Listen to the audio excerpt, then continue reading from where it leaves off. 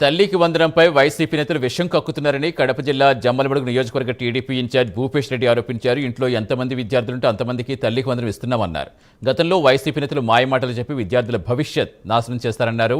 కూటమి సర్కారు ఇచ్చిన హామీలు నెరవేరుస్తుందని భూపేష్ రెడ్డి చెప్పారు.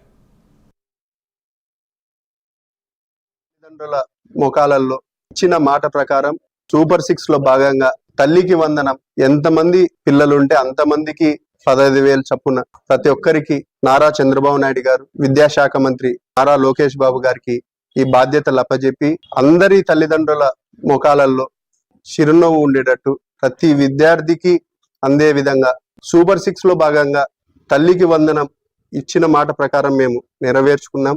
ఎలక్షన్స్ లో భాగంగా ఒక సైడు పెన్షన్లు 4,000 పెంచడం కాకుండా అన్నా క్యాంటీన్లను రీఓపెనింగ్ చేయడమే కాకుండా మధ్యాహ్న భోజనం ఇంటర్మీడియట్ విద్యార్థులకు కూడా స్టార్ట్ చేయడము, విద్యా వ్యవస్థలో టీచింగ్ వ్యవస్థలో మార్పులు రావాలా సంకల్పంతో పనిచేస్తున్న యువ నాయకుడు